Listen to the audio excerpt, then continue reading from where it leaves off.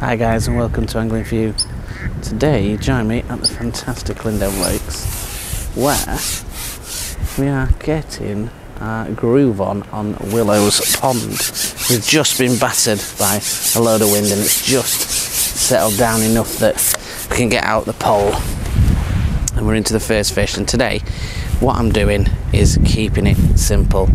We got feeding micros, fishing, maggots or caster, and nice and simple for this time of year, easy to feed and control. And we're into the first F1 of the day. Oh, it's not an F1 actually, it's a little mirror. This could be the first carp of 2023 for me. So pole wise, as you've seen if you've watched my by second hand, is the 201 2G, and this is its first proper outing, and the first fish on it is a carp, which is happy days. Now these little carp have grown massive, so I did a video about 1.5 years ago, maybe 2 years, and when these fish were introduced, and they were babies, and these things have, I know there's a lot of fishing, perfectly hooked, a lot of fishing that goes on at Lindholme, so let's see, there's a lot of bait, but what a beautiful fin perfect little mirror carp. See if we can get him up for camera. I mean, look at that. That thing was what, 6 ounces when they went in. When we were catching them on that session, between 6 ounces and a pound, and that's a good 2 and a bit pound. So that is a perfect start, and we do like that. And we'll go through the old rig and what we're doing and what we're using. And I am actually trying out some of these new pole floats from Midi at the moment actually, and they are, to be honest, that's the first fish I've caught on them, but obviously doing the rig up and the plumbing and everything, they're a beautiful float and they sit lovely in the water, and they have a wire stem as well, which makes them stable for this kind of fishing. So keeping it simple, we have 2 white maggots, one I'm hooking through the head first and then one through the tail. It just allows me to with a smaller hook, have a little bit of hook point. Sometimes I find if you hook the 2 fat ends, it doesn't leave you much hook point, and that's why I do that. So if you're wondering, it does have a natural movement as well. Let's get this line out in my hand so I can put some pellets, and we're using fishery micros, as you have to do when you're at Lindholme. And we've got the smallest Preston pot on, and I'm only filling that half full, and we'll just see how the session goes. So today we are mid-February. Like I say, it's been windy today. The actual temperature isn't that bad. It's about 12 degrees, but if the wind wasn't out or hasn't been as crazy, then it would be a different, you'd able to just have a little jumper on, but with that wind obviously it makes it feel a little bit colder than it probably is.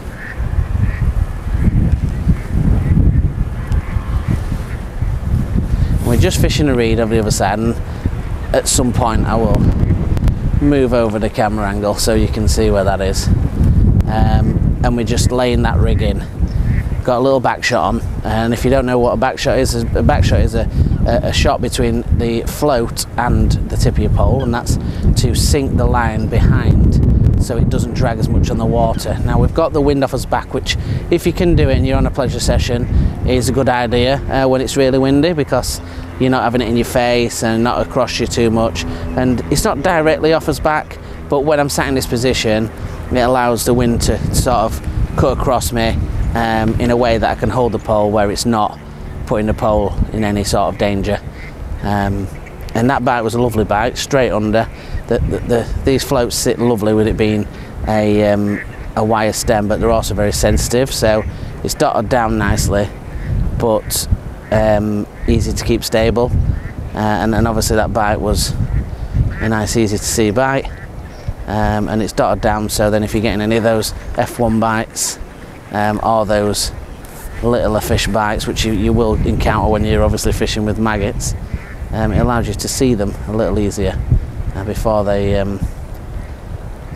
develop. Now I can't dot it down probably as much as I would like it as to be a pinprick, but I can do that as much as I would probably like, due to the fact of the wind and the waves. Obviously you'd never be able to see your float, so I'm sort of in between that. I'm still getting indications straight away after that fish. I feel like the slightly smaller fish could be F1s, which can be a bit pernickety this time of year with the lighter, shyer bites. Now, a lot of people, when you see them, you might think, fishing up the stick-ups can be a risky game, and it can be, especially in the summer, and it can be in the winter as well if they decide to go that way. But I'm edging my bets that I can steer most of them out and into open water, like we did with the last one. So I've only got a Map Dual Core elastic on, and I'll be honest, it is the elastic that came with the pole when I bought it in that second hand. I wouldn't recommend that necessarily. I'd changed them, I just haven't had time with work to get that done, to go get any elastic to change it. But what I have done is take the connector off and put a crow's foot on, because I can't do a storm throw connector at all. So it works for some people, but not for me. I don't like them at all.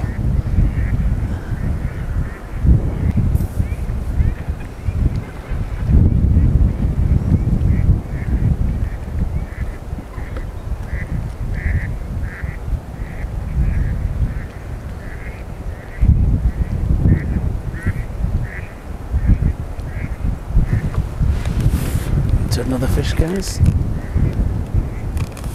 So I'm going hard to try and get in those leads.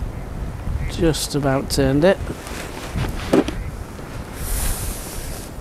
So an F1 this one. It's such a nice way of fishing when you winter fishing is just a steady thing. Nice little F1. And you've got to get yourself comfortable in the winter, and it's not about hammering fish after fish. You've got to get those fish coming to you, and you need to make sure that you play them so then you can put every single one of them, like that one, in the net. A little piece of advice as well when it's winter, especially what I try to do with when you're hooking regularly. I try to use the net. This does work as well when you've got slimier fishing in the sort of winter months, in the summer months as well. Has he pulled that through? I think he has. Just push the hook all the way through and out the other side. Nice little F1. I'd say just over £1. And if you're catching fish like this, then you're laughing, aren't you? Absolutely laughing. Keeping that routine is still very important, no matter whether you're in winter or summer. Getting yourself the rig up against you, the top kit up against you. Just take a little bit of line out of this.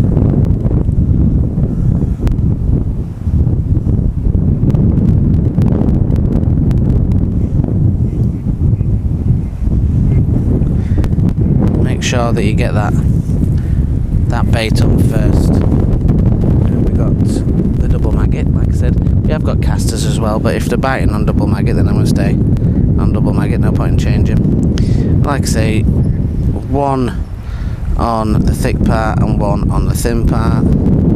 I'll do this, show you this up close when we've got the rig up close. And then micros. We're still trying to keep fish there, so we're only going a half, just to keep the fish there. If we were not getting regular bites, or I felt like we were putting too much feed in, and I'd lower the feed. But I think at the moment it's just a little mini mouthful of feed. Is that just probably about bang on for what you need to do. The wind seems to pick this back up a little bit, which is not always ideal.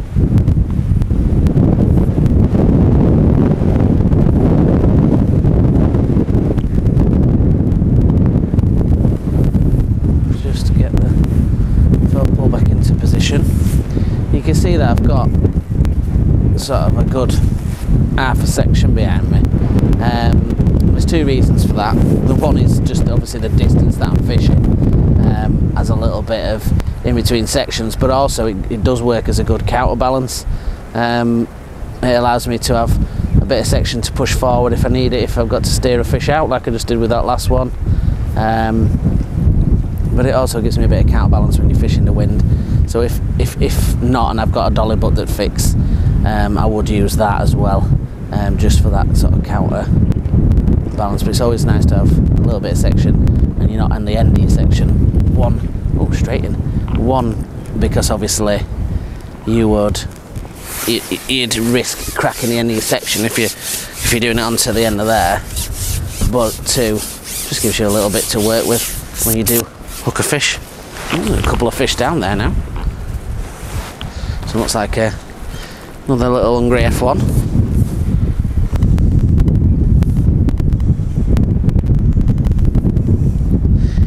And a different thing I'm getting used to it is using this map kit. Is that these top kits are a little bit longer than what I'm normally used to.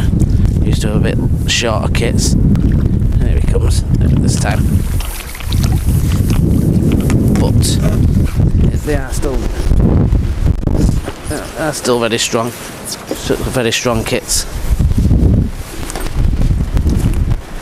It's hooked right in the corner of the mouth. Let's get him back. And we'll have a little look at that rig and see how we're catching them.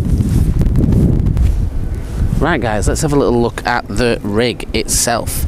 So the line itself is 015, which is a little bit stronger than normally, but it allows me to just hold it tight in the wind, and it's slightly stiffer rather than it being a little bit flimsier. The float is a S1 4x14's midi float with a wire stem, orange bristle, beautiful float, brown bodied and really stable in this water. So we're fishing around 3 foot maybe. And in regards to shotting, I've used all number 10s. I've got 4 just underneath the float itself. I'm already hooking me with this super sharp hook.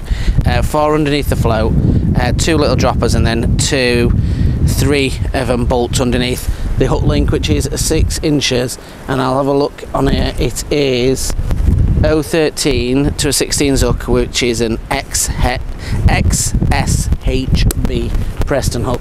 That is a mouthful.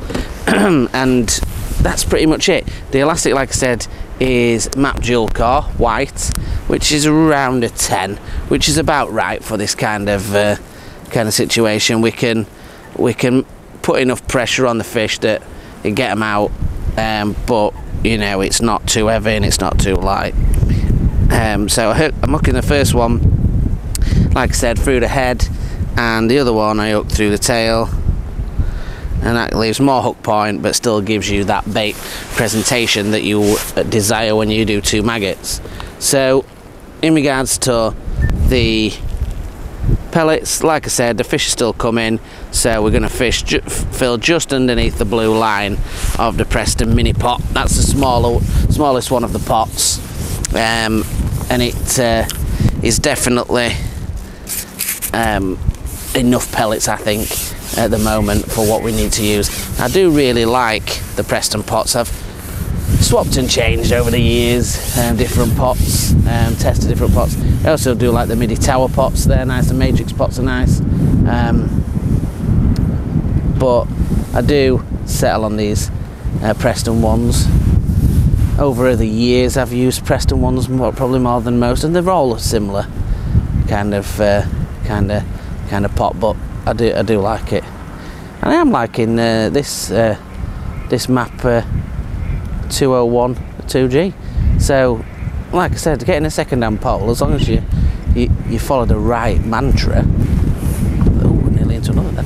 As long as you follow the right mantra of things to check, which is on that video if you've not seen it, do check that out, then you can get yourself a really good deal, and you know, 250 quid, 14.5 metres, because this one's got an additional 401 1G section with it to give you the desired 14.5 metres that a lot of people like to fish. Like I say, I'd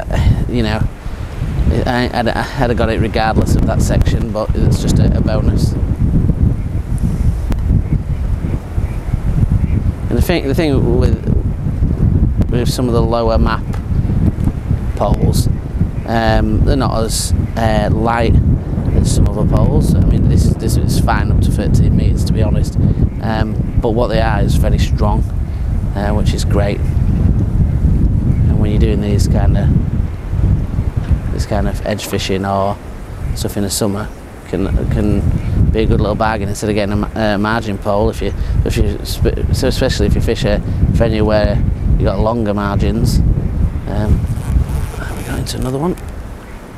If you look at sort of a pole that's at this kind of length, and you can use them at that longer length and fish a longer margin because they're strong. Feels like another F1.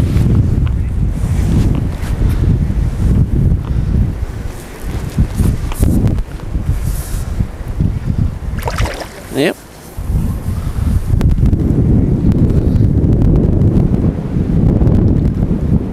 Put up a good little scrap as well for winter fishing. Try and get this one in. We can lift it up for camera while we've got the close view on, and then we'll pan back out and have a look a little bit further away. Oh, he's still not ready. Putting up a good account of himself, this little bar of gold. There we go. And he's in. Nice little left on this one.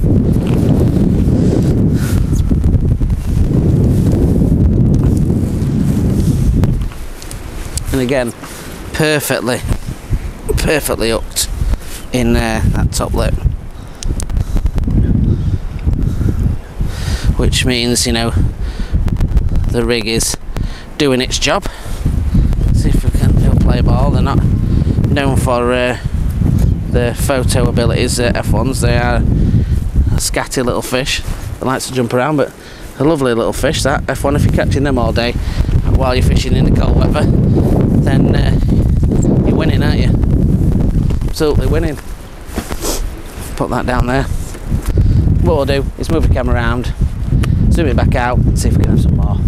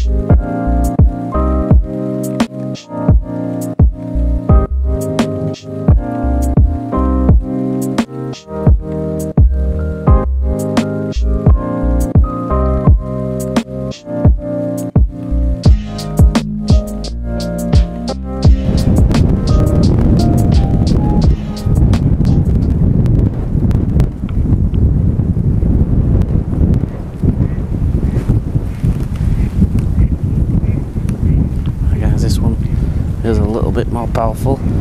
Trying to get his head underneath those reeds. He's got around that reed and reed. Just keep that steady pressure on. Hopefully we can get him to come out.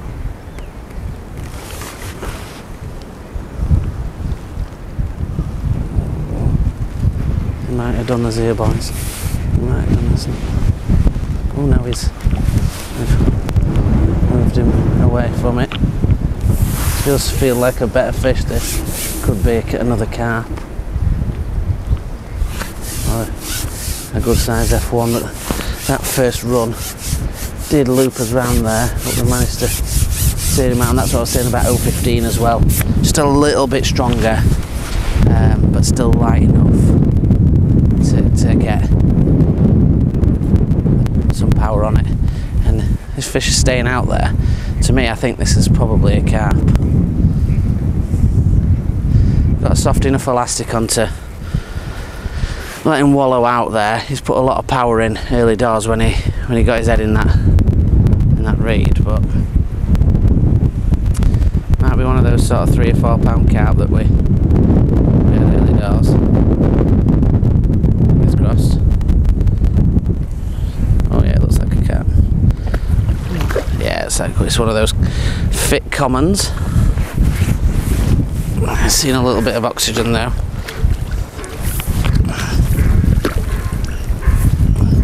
And he's in. That's a bit better stamp. The donkey going crazy in the background. But that's a bit better stamp. And in, which you weren't able to see, in the net here, there's a ton of tiny little micro pellets. And that's obviously what he's been doing. Snacking down on those pellets. And he's hooked perfectly in the corner of the mouth. Obviously you're a little far away to see that, but we'll nudge that hook out and try and give him a... He's not happy, but we might be able to get him to lift up.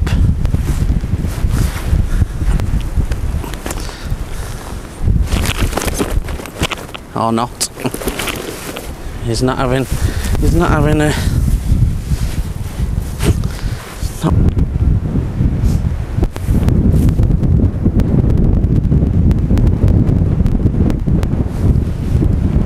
Guys, into another fish. Fighting me with the wind is quite difficult. That feels like another F1.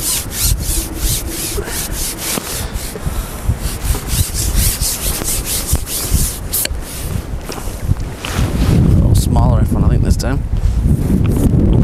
It is.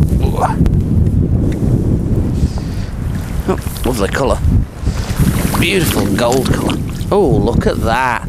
Just let go of the hook. That's what we like. When it's in the net, of course. Stay there. He's a rugby ball. He's a little rugby ball fish. Not one of them little dumpy little rugby ball fish. What a cute little fish. Let's give it another go. Let's see if we can have one more to finish off the video. It's been a great session so far. Obviously we'll be here for a little while longer, but at least the wind is dying down, because earlier on it was terrible. The wind, it was really windy.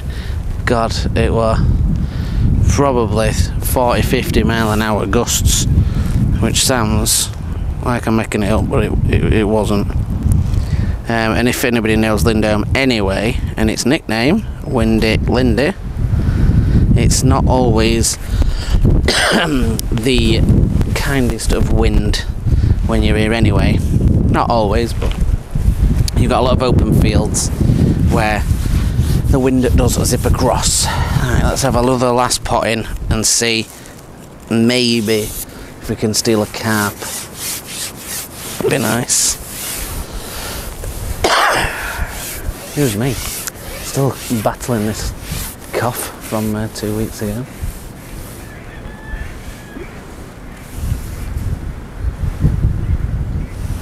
And I'm very impressed with this midi wire stem flat. It's really good. Really good flow. Strong, well balanced. Really nice. So it's especially against this wind. Stay very stable. And sometimes that's why I like to use more shots and do lighter shots to make the rig stay more stable than putting too many big shots to cock the float quicker. There we go, straight in. There comes an F1. You just wouldn't believe it, would you, winter fishing? If you get the method right, you get them there, not overfeeding them, presenting the bait right, you can end up having a really good winter session. And that's what today's video is obviously about. It's not about anything else than showing you a really simple way of catching and accurately feeding. And that does it for our video today. Hopefully it's been enjoyable, and I'm glad the wind has definitely sort of cooled down a little bit, and it's not super chill, but you know, it's better than it has been, and it's a really decent session. Lindholme's great venue, plenty of choice, so you know, we came on this one because it's slightly lower down on Willows, just to hopefully get out of a little bit of wind rather than the big lakes. And it, you know, it's still been windy, but you know, it's dying down a little bit, and the session's been fantastic. And then, as you can see, just gentle feeding, the right balanced rigs, and the right way of using your bait, and you can have some fantastic fish, and detriment to the venue as well. So thank you very much to Aaron, as always, at Lindholme, for letting us film today. If you want to join us on the Facebook group, Angling For You, loads of members on there. You can ask questions, post your photos, videos of what you've been doing, and interact with some fantastic members. Or you can join us at angling_for_you on Instagram and see what we're up to, look at the photos and the pictures on there. And if you want to tag us, that's great. If you want to like, share and subscribe, that'd be superb. Join the Angling For You family, and anything else you want to see, just have a look through our Angling For You YouTube playlists. There's lots of stuff on there. Until the next one, guys, thank you very much for watching.